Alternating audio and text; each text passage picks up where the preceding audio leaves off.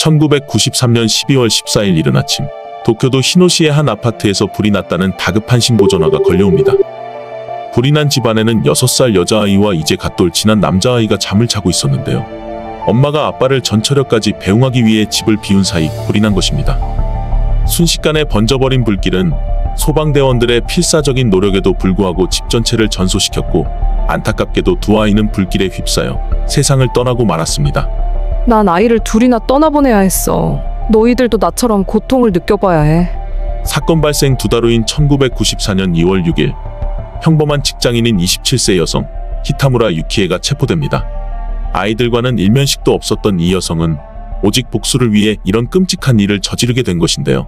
사건의 내막이 세상에 알려지자 일본 열도는 경악했습니다. 이 사건은 히노 직장 여성 불륜방화 살인사건으로 알려져 있으며 8일째 매미라는 영화의 원작 소설 모티브가 되기도 했습니다. 히타무라 유키에는 사건 발생 당시 독신 여성으로 일본에서도 유수의 대기업인 NEC에 근무하는 능력 있는 커리어 우먼이었습니다. 그녀는 어릴 때부터 수재라는 꼬리표가 따라다닐 정도로 공부도 잘했고 성격도 깔끔한 데다 탈선이라곤 해본 적 없는 반듯한 학생이었습니다. 도쿄도립대학에서 수학을 전공한 그녀는 졸업하자마자 NEC에 입사하게 되었는데요. 입사 후 시스템 개발 부서에 배치되었고, 거기서 이번 사건에 희생된 아이들의 아빠인 하라다 히로유키를 만나게 됩니다. 그는 유키에보다 7살 많았고 그녀의 업무를 가르쳐주는 사수이자 직속 상사였습니다. 그는 잘생긴 얼굴에 키도 크고 스포츠맨 타입으로 사내 여성들의 동경의 대상이었다고 합니다. 1991년 4월 어느 날 그의 와이프가 유산을 하게 되었는데요. 슬퍼하는 그를 유키에가 위로해준 것을 계기로 두 사람은 술을 자주 마시러 다니게 되었고 어느덧 친밀한 사이가 되었다고 합니다.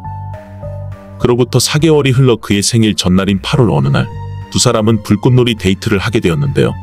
그날 밤 유키에의 자취방에 가서 육체적 관계를 맺게 됩니다. 그때부터 히로유키는 일주일에 며칠은 유키에의 집에 머무르며 미래를 즐겼습니다.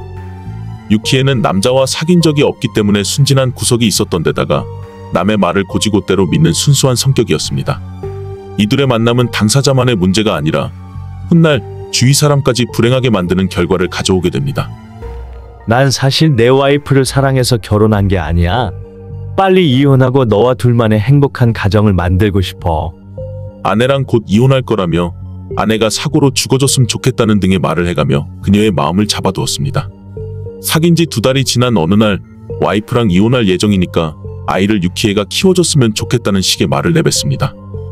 그가 아이까지 있는 기혼자임을 알고 있었지만 그의 말을 고지고대로 믿어버린 유키에는 그때부터 그와 결혼할 것을 결심하게 됩니다. 그로부터 2달 후인 크리스마스 이브, 그의 와이프가 임신한 사실을 유키에가 알게 되었습니다. 다음 해인 8월이 출산 예정일이라고 합니다. 이혼하는 줄로만 알고 있었는데 그의 와이프가 임신을 했다는 사실에 충격을 받았지만 두 사람 사이는 여전히 이어졌습니다. 다음 해인 1992년 4월 유키에가 임신을 하게 됩니다. 피임을 하기로 약속했지만 그의 와이프가 임신한 사실에 질투를 느낀 유키에가 몰래 피임을 하지 않았던 것입니다. 자신의 임신이 그가 이혼을 하게 되는 계기가 되길 바랬습니다. 그에게 임신 소식을 알리자 예상과는 다른 답변이 돌아왔습니다. 지금은 시기가 좋지 않아. 수술하자. 그녀는 상심했지만 둘만의 행복한 미래를 위해 지금은 한 발 물러서기로 합니다. 낙태를 한 지 2주 정도가 지난 어느 날 회사가 주최하는 이벤트가 있었는데요. 거기서 그의 와이프와 마주치게 됩니다. 그녀는 산딸이 다 된 만삭의 임산부 모습을 하고 있었습니다. 말로만 듣다가 직접 보니 상상 이상으로 충격을 받게 되었고 동시에 부러움마저 느끼게 됩니다. 그럼에도 여전히 유키에는 유키히로의 달콤한 말을 믿고 있었습니다. 아니, 믿었다기보다는 믿고 싶었겠지요. 한번 시작하면 끝을 봐야 하는 성격인 그녀였기에 그와의 해피엔딩만을 꿈꾸며 시련을 이겨나갔습니다. 그로부터 약 2달 후 유키히로의 와이프는 아들을 출산하게 되었고 친정으로 몸조리를 하러 간 틈을 타 그의 집에서 두 사람은 한동안 동거를 하게 되었습니다. 와이프랑 이혼할 거니까 조금만 더 기다려줘. 하지만 해가 바뀌어도 그는 여전히 이혼하지 않았고 유키에는 이듬해인 3월에 또다시 임신을 하게 됩니다. 이번엔 유키에 스스로 중절 수술을 결심하는데요. 이제 곧 이혼하고 올 유키히로의 아이 둘을 자신이 키우기로 결심했기 때문입니다. 이렇게 3년 가까이 이어진 불륜관계가 이윽고 그의 아내인 쿄우코에게 들키게 되는데요. 별 생각 없이 집 전화로 리다이얼을 눌러본 쿄우코가 수화기 너머로 유키에의 목소리가 들려오자 수상함을 느끼게 된 것입니다. 귀가한 남편을 잡고 다그쳤습니다. 유키에와 3년 가까이 불륜관계에 있었다는 사실과 그녀가 2번이나 유산을 한 사실 등 둘의 관계를 전부 자백해버립니다. 효우코는 유키히로에게 위자료를 주고 이혼을 하던지 유키에와 헤어지고 부부관계를 유지할 것인지 선택하라고 합니다. 그가 가정을 지키겠다고 말하자 그럼 유키에에게 전화를 걸어 자신이 보는 앞에서 이별 통보를 하라고 시켰습니다. 유키히로는 아내가 시키는 대로 유키에에게 전화를 걸어 지금까지 한 말은 다 거짓말이었고 자신은 가정을 지킬 것이라 말합니다. 유키에도 이제야 정신이 들었습니다. 효우코는 그걸로도 성에 안 찼는지 당장 그녀한테 가서 확실히 헤어지고 오라고 말했고 아내가 시키는 대로 그는 유키에의 아파트로 갔습니다. 하지만 어찌된 일인지 소정의 목적과는 달리 아내랑은 헤어지고 올 테니까 조금만 기다려달라고 유키에를 설득시켰고 그 길로 다시 집으로 돌아가 아내에게 헤어지자고 말합니다. 헤어질 거면 우리 셋을 죽이고 가라며 효우코는 유키히로의 뺨을 때렸습니다. 그러자 유키히로는 곧바로 무릎을 꿇고 다시는 바람을 피우지 않겠다고 싹싹 빕니다.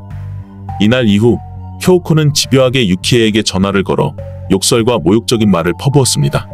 이윽고 그녀가 참지 못할 말까지 해버리는데요. 난 내 남편 아이를 둘이나 낳아서 기르고 있지만 넌 뭐니? 2번이나 태아를 긁어내다니. 넌 그런 잔인한 인간이야. 이 말에 유키에는 그동안 참았던 분노가 치밀어 올랐습니다.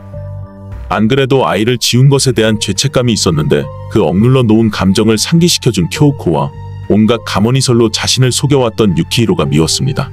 아이를 키우지도 못하고 떠나보내야 했던 아픔을 두 사람도 겪어봐야 한다고 생각했습니다. 1993년 12월 14일 이 부부의 생활 리듬을 파악하고 있었던 유키에는 두 사람이 집 밖으로 나오는 것을 기다렸습니다. 이전에 쿄우코가 몸조리를 하러 친정에 갔을 때 유키히로에게서 받아놓은 열쇠를 가지고 있었기 때문에 그 열쇠로 현관문을 열었습니다. 준비해온 휘발유를 뿌리고 불을 붙였습니다. 순식간에 불이 퍼지면서 폭발이 일어나는 바람에 유키에 자신의 몸도 날아갔습니다. 다행히도 그녀는 가벼운 화상만 입고 현장을 빠져나가는 데 성공했지만 잠든 아이들은 불길과 연기에 휩싸여 희생되고 말았습니다.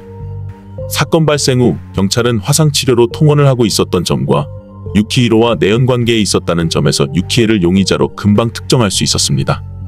하지만 증거를 더욱 보강해야 했기 때문에 금방 구속을 하지는 못했습니다. 그런 와중에도 유키에는 아무 일 없었다는 듯 평소와 다름없는 일상을 보내고 있었습니다. 사건 발생 약 2달 후인 1994년 2월 5일 유키에의 본가로 경찰들이 찾아왔습니다. 대학을 졸업하고 대기업에 취직한 후 혼자서 열심히 살고 있는 딸이 살인 방화 혐의를 받고 있다니 아버지는 황당했습니다. 제법 떠들썩했던 사건이었지만 벌써 2달이나 지난 사건이었기에 아버지는 기억조차 못하고 계셨습니다. 처음엔 경찰들이 뭔가 착각하고 있는 게 아닐까 하고 생각하셨다고 합니다. 경찰들은 딸을 설득해서 자수를 하도록 해달라고 부탁합니다. 부모님은 그 길로 경찰과 함께 딸이 사는 아파트로 차를 몰았습니다. 가족들의 설득 끝에 유키에는 자신이 범인임을 인정합니다. 그날 밤 가족은 함께 울면서 밤을 보냈다고 합니다. 가족 모두가 이대로 죽어버릴까 하는 생각도 했지만 결국 딸을 설득해서 다음날 경찰차에 태워 자수를 시켰습니다. 체포된 유키에뿐만 아니라 부모와 여동생인 가족 3명 모두 그날부터 지옥 같은 고통에 빠지게 되었습니다. 1996년 1월 19일 도쿄 지방법원에서 판결 공판이 열립니다. 유키에의 변호인은 폭력적인 성향이 전혀 없었던 피고가 유키히로의 거짓말에 속아 몸과 마음의 상처를 받게 된 것이 원인이라면서 범행 당시 심신미약이었음을 주장합니다. 재판관은 피고의 절망감과 고독감으로 인한 단발적인 범행임을 인정하면서도 검사의 구형대로 무기징역을 선고했습니다. 판결문에서는 처자가 있음에도 마치 결혼할 의사가 있는 것처럼 온갖 가모니설로 가지고 놀다가 끝내 피고에게 충격과 절망감, 고독감을 주었다면서 유키히로에게도 도덕적 책임의 중대함을 언급했지만 법률적으로는 그에게 어떤 책임을 물을 수도 없었습니다. 변호인은 피고인의 정신적, 신체적 피해가 전혀 고려되지 않았다면서 형량이 과중하다고 항소했습니다. 1997년 10월 2일 도쿄 고등법원은 1심 판결을 유지했습니다. 2001년 7월 17일 대법원은 지방법원의 판결을 지지했고 피고인과 변호인의 상고를 기각하면서 무기징역이 최종 확정되었습니다.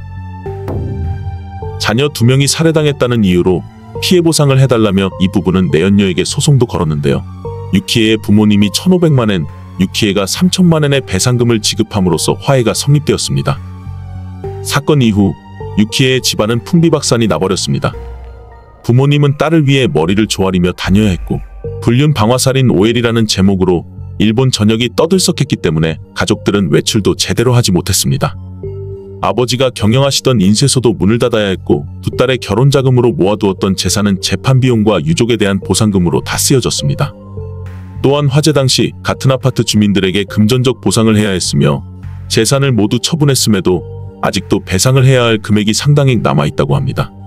가족들은 딸이 저지른 죄를 갚는데 반평생을 바쳐야 했습니다. 딸이 가석방되어 돌아올 때까지 눈을 감을 수 없다던 아버지는 2023년 1월 91세의 나이로 타계하셨습니다.